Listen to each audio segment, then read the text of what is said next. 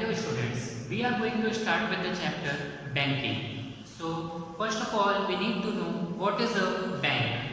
Bank is an institution which receives our deposits and gives us loans. So three things you need to keep in mind in this definition is that it is an institution, it receives our deposits and it gives us loans. Okay, so bank is an institution which receives our deposits and gives us loans. There are two types of banks, or we can say mainly bank has been classified into two categories. First is central bank, that is our Reserve Bank of India. Central bank means it is for all over India which controls all other banks. Okay, so which is our central bank? It is Reserve Bank of India. Secondly, commercial banks.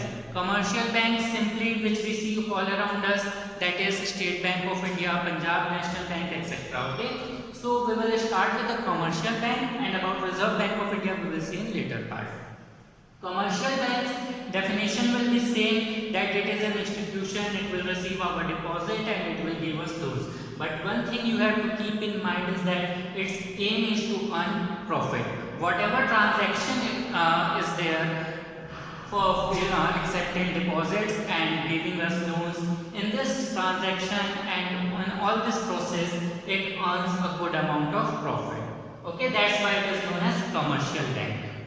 Examples, some of the examples are State Bank of India, Bank of India, Punjab National Bank, others also you can write. Okay, so we will see the functions of commercial banks. There are mainly two kinds of functions, primary functions and secondary functions. So in primary function we see that its first primary function is to accept our deposits, and secondly advancing loans or giving us the loans. Accepting deposits, we simply go to bank and whatever money we have we deposit it in our bank account for the safety purpose, for getting interest.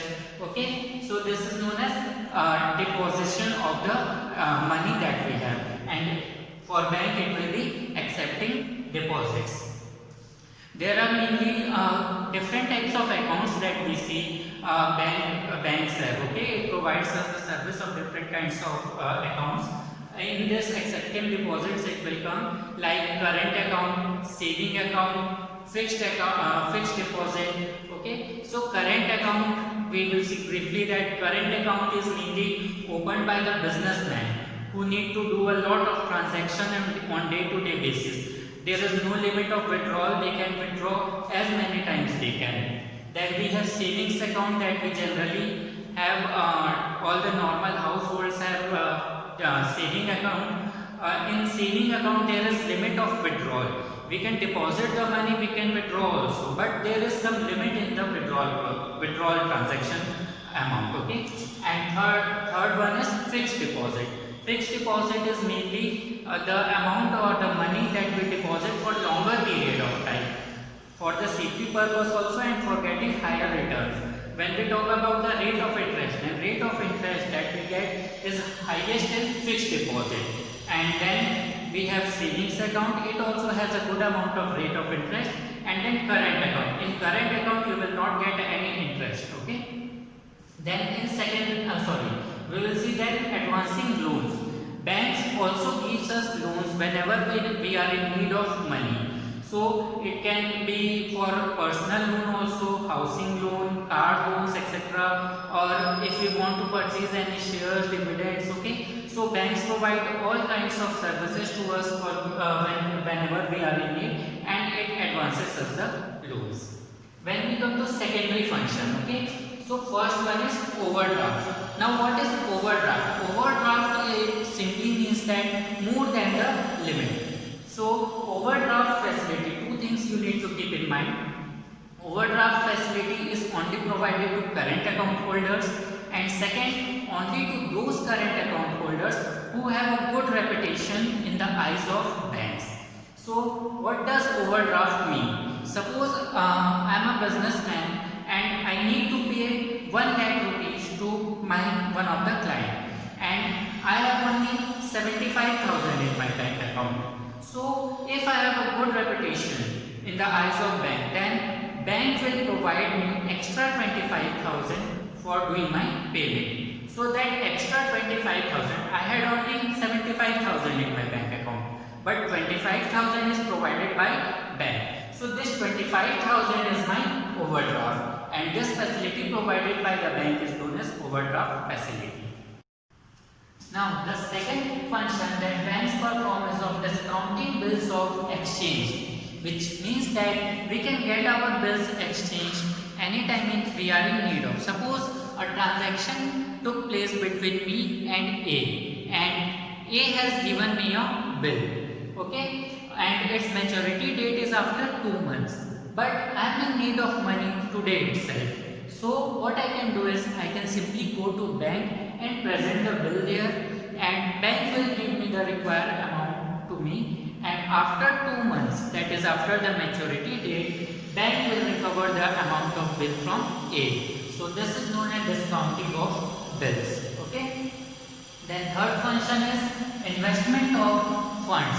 Whatever surplus amount that bank is having, it does not keep it with itself. Instead, it invests in different kinds of securities and shares so that it can make further money with it. So there are different kinds of securities like government securities, both central and state governments, like treasury bills, national savings certificates. Other than that, different kinds of private securities are also there. Some securities are there which are regulated under Banking Regulation Act, like electricity boards securities, housing board securities. So these are different kinds of securities in which bank continuously invest the fund to make further money from it. Then the other function of bank is agency functions. So what does this agency means? Agency means like a bank acts as an agent for us. It transfers the funds whenever it is required. It collects the fund in forms of checks, demand drafts, bills on behalf of us. Then it makes different kinds of payments on behalf of us, like paying for any kinds of premium, selling of shares and bonds, paying for our electricity bill. But it charges some minimum amount, and if we allow or when we give the permission to bank, then only it performs different kinds of agency functions. So this was all about the commercial bank that we have seen. Okay, hope it is clear. In next one we will see about our central bank, that is Reserve Bank of India. Thank you.